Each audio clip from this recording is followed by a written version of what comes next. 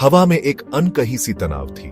सुनील पारजापत, जिनकी आंखें रात में भी सब कुछ देख लेती थीं, उदास बैठे थे। उनके दो बेटे रामिया और पोगो झोपड़ी के बाहर धूल में खेल रहे थे। बड़ा बेटा रामिया शांत और समझदार था, हमेशा अपने बाप का प्यार पाने की कोशिश में रहता था। छोटा पोगो नटखट और चंचल सुनील का लाडला था। सुनील पोगो पर खुलकर प्यार लुटाते थे। अपने छोटे बेटे के लिए ही उनके कठोर हाथ नरम पड़ जाते थे। रामिया ये सब देखता, उसके सीने में एक दर्द उठता। वो अपने बाप से बहुत प्यार करता था, उनके स्पर्श के लिए तरसता था, लेकिन उसे सिर्फ उदासीनता मिलती थी। सुनील के मन में एक राज था, एक शक जो उसे अंदर ही अंदर खाए जा रहा था। क्या रामिया सच में उसका अपना खून था? गांव वाले सुनील के अतीत के बारे में, एक औरत के बारे में फुसफुसाते थे, जिसने उसका दिल तोड़ दिया था। वो कहते थे कि रामिया उस औरत से बहुत मिलता है। इन बातों ने सुनील के शक को और बढ़ा दिया, उसके दिल को अपने बड़े बेटे के खिलाफ कर दिया।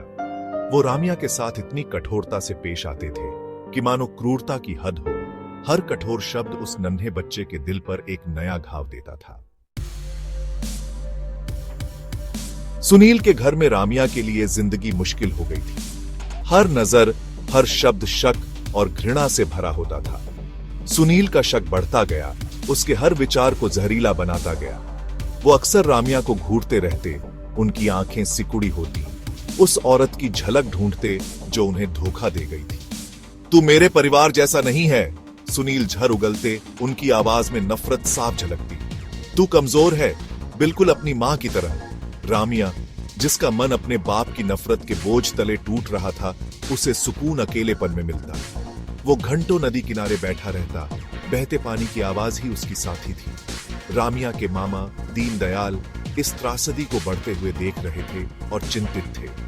अपनी बहन की यादों से दुखी एक दयालु आदमी, उन्होंने बीच बचाव करने का फैसला किया।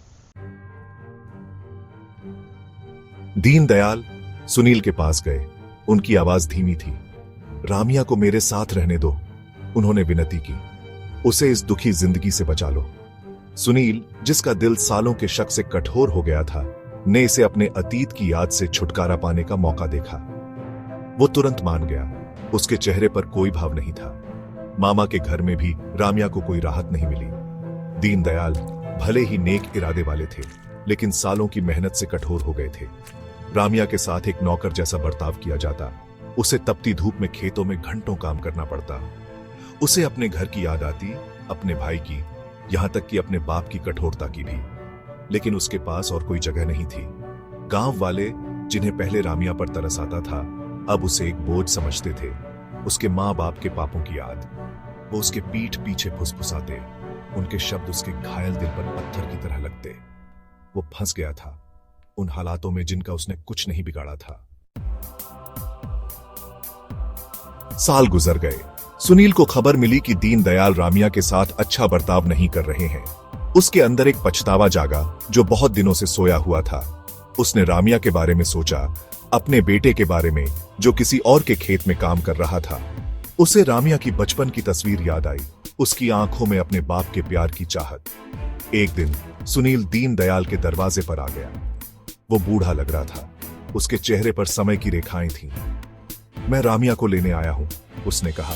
उसकी आवाज कठोर थी, लेकिन उसमें पहले जैसी नफरत नहीं थी। दीनदयाल इस जिम्मेदारी से मुक्त होकर खुश थे, उन्होंने कोई बहस नहीं की। रामिया अपने बचपन के घर लौट आया, एक अनजाना अपनी ही जगह पर। सुनील ने रामिया का स्वागत एक अजीब से प्यार से किया। लगता था उसने अपनी पुरानी कड़वाहट छोड़ दी थी, उसकी जगह एक रूखे स्नेह ने ले ली थी। उसने रामिया के लिए अच्छी पत्नी ढूंढने, उसे बसाने की बात की। रामिया सावधान लेकिन आशान्वित इस नाजुक समझौते पर टिका रहा। क्या वो एक सामान्य जीवन का सपना देख सकता था, अपने बाप का प्यार पाने का? रामिया की शादी की तैयारी में गांव में रौनक थी। सुनील बदला हुआ सा लग रहा था, उसने कोई कसर नहीं छोड़ी। उसने रामिया के लिए एक सुंदर दुल्हन ढूंढी, एक अच्छे परिवार की लड़की।